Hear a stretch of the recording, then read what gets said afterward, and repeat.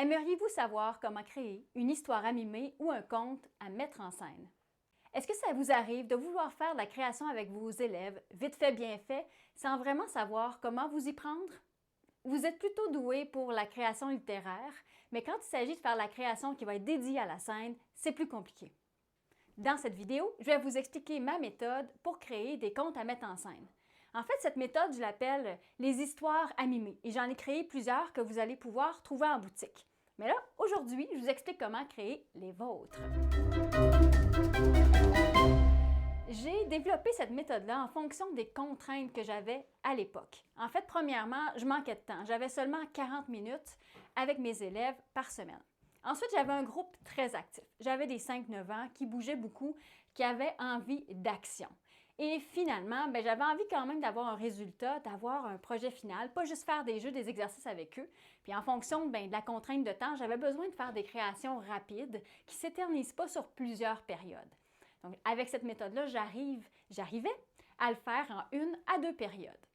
Mais avant tout, j'aimerais vous inviter, quand vous aurez fini d'écouter la vidéo, à vous abonner tout de suite à l'infolette de Madame Pissenlit, l'infolette des éditions du Pissenlit, parce que quand vous vous abonnez, vous obtenez comme cadeau gratuit une histoire à mimer sur le thème de la routine et aussi vous obtenez le thème à mimer la routine que vous pouvez utiliser en classe. Je vous joins aussi à ça 1 ou 2 jeux pour utiliser finalement les thèmes à mimer. Donc le lien est dans la publication.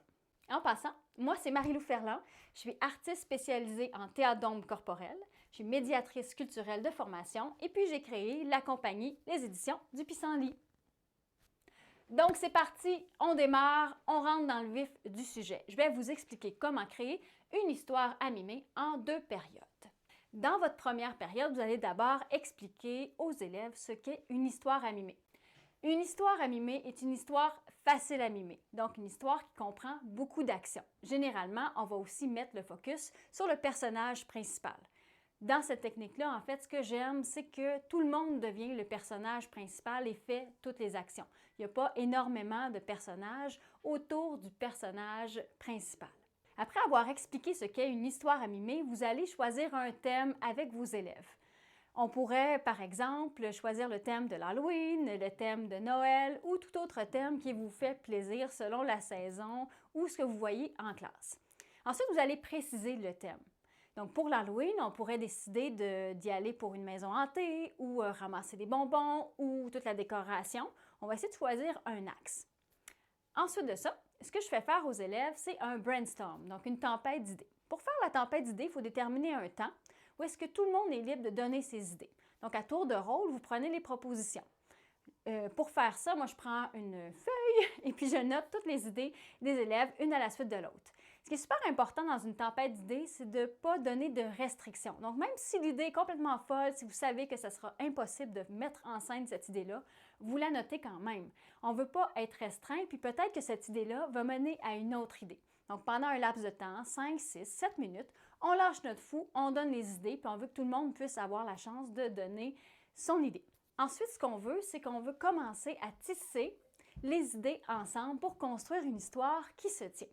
Donc, on va regarder ce qu'on a. Bon, ce que je vois, c'est que vous voulez avoir des enfants qui passent l'Halloween, qui sont déguisés et qui cognent de porte en porte. Bon, super, là, on s'entend là-dessus, c'est super. Puis j'ai vu ici qu'il y avait une idée de maison hantée. Ah, est-ce qu'on pourrait jumeler cette idée-là? Ah oui, on pourrait passer l'Halloween, puis finalement, on cognait une porte, puis c'était une maison hantée. Ah, super! Super, on continue là-dessus. Donc là, on pourrait, qu'est-ce qui arrive quand on va cogner à la porte? Et puis là, vous allez tisser l'histoire parce qu'il va y avoir des trous dans toutes ces idées-là.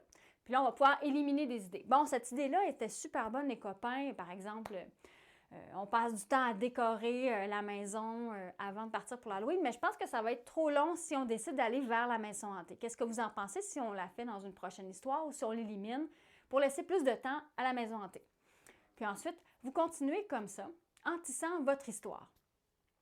Pour ma part, quand j'ai fait l'histoire d'Halloween, c'est ça, les amis ont eu envie d'aller dans une maison hantée. Donc là, j'ai posé la question, parfait, on cogne à la porte. Puis qu'est-ce qui se passe? On ouvre la porte. Puis là, tout pourrait arriver à ce moment-là.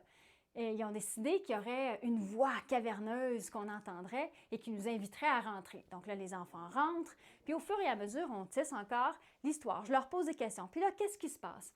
Puis là, comment on va faire ça? OK, donc là, tu as cette idée-là, je comprends bien, mais comment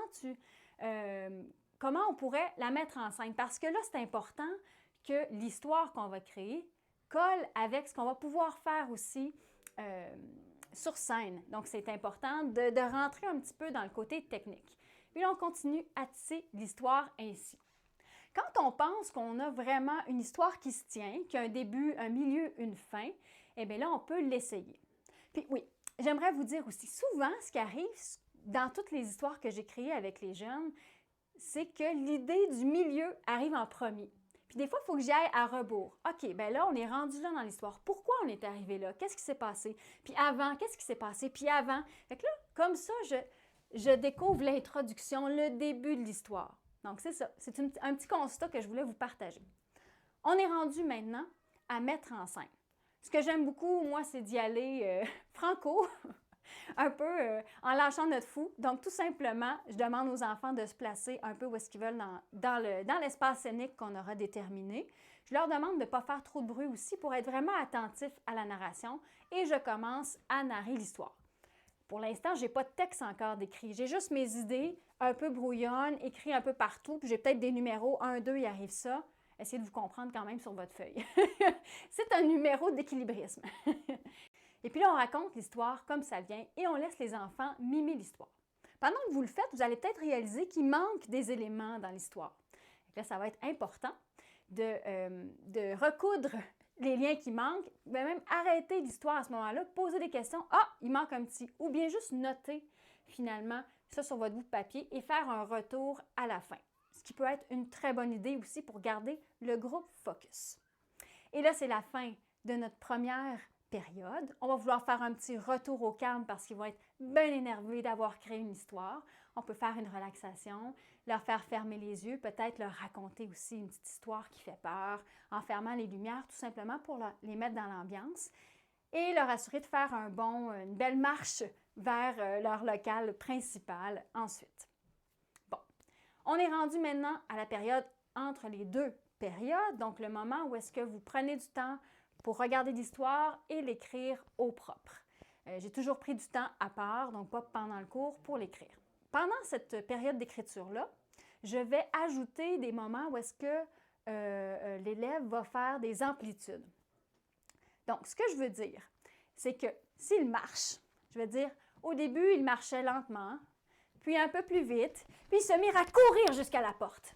Donc, il y a toujours une action qui est déclinée en 3 volets, du plus petit au plus gros. Donc, ça leur permet de développer leurs gestes, leur langage théâtral, finalement. Pareil pour les émotions. Donc, ça peut être une émotion de peine, de tristesse, de joie, de gourmandise, puis on va vouloir montrer l'emphase. C'est un petit peu comme quand on cueille les marguerites, un peu, beaucoup, à la folie. Donc, vous allez trouver des exemples dans mon histoire à mimer, la routine, si vous voulez donner des exemples aux enfants ou bien prendre exemple de cette histoire-là pour écrire la vôtre. Bon, super! Vous avez tout écrit. Maintenant, vous êtes rendu à la deuxième période. Vous avez un texte maintenant beaucoup plus achevé. Les enfants vont être super énervés de découvrir la nouvelle histoire. Vous allez pouvoir leur raconter et les laisser mimer cette histoire-là. Ça va être super agréable. Et là, ça va être le temps de les placer un peu plus et de faire finalement un peu de mise en scène. Il y a plusieurs façons aussi d'utiliser les histoires à mimer. Si vous avez des plus vieux, vous pouvez décider de choisir 1 ou 2 ou 3 narrateurs qui vont raconter l'histoire pendant que les autres vont mimer. Vous pouvez rajouter une musique. À ce moment-là, je vous dirais de choisir, d'avoir un micro pour que le narrateur puisse être amplifié. Ou bien vous pouvez décider aussi de leur faire créer ensuite de ça leur propre histoire à mimer, ce qui peut être super intéressant. C'est sûr que je ne recommande pas ça pour le premier cycle. Deuxième cycle à la rigueur, dépendamment de vos groupes, mais c'est plutôt pour le troisième cycle que ça peut être super intéressant. Si vous faites cet exercice-là, je vous conseille de présenter une histoire à mimer qui existe déjà, de faire l'exercice d'abord avec eux, puis ensuite de les laisser créer. Vous pouvez sortir aussi sur le tableau faire un brainstorm de verbes d'action qui vont les aider dans la rédaction. Parce qu'il ne faut pas s'épancher en sentiments ou en description de lieux, par exemple, comme on peut le faire dans une rédaction. On va vraiment aller droit au but. On veut voir ce que le personnage fait, parce que c'est ça que les élèves vont mimer ensuite. Pourquoi pas ensuite amener ces histoires-là dans les classes de maternelle pour regarder les élèves, les petits, mimer les histoires des plus grands. Ça pourrait être chouette aussi. On résume ce que je viens de vous dire. Premièrement, on trouve un thème. Ensuite, on précise les idées et on commence un brainstorm d'idées, une tempête d'idées. On sort toutes les idées possibles. Puis, on élague, on teste l'histoire.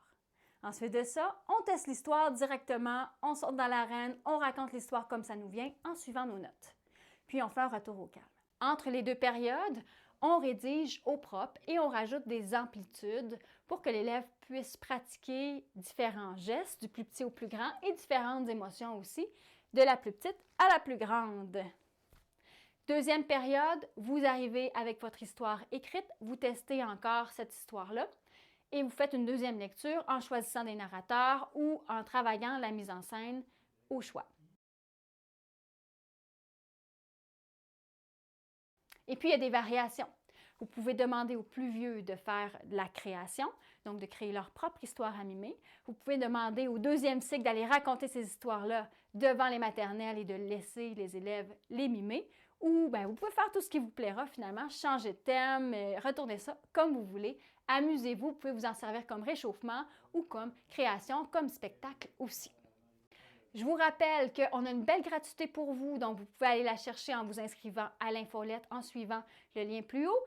Si vous avez apprécié les trucs que je vous ai donnés, je vous invite à mettre un pouce, un j'aime, un cœur, un câlin sur la vidéo et commenter aussi. Vous savez que Facebook adore ça. Vous pouvez m'écrire ce que vous avez aimé, écrire si vous faites déjà des histoires à mimer ou m'écrire aussi des idées de sujets pour des prochaines vidéos. Ça va me faire plaisir de vous lire.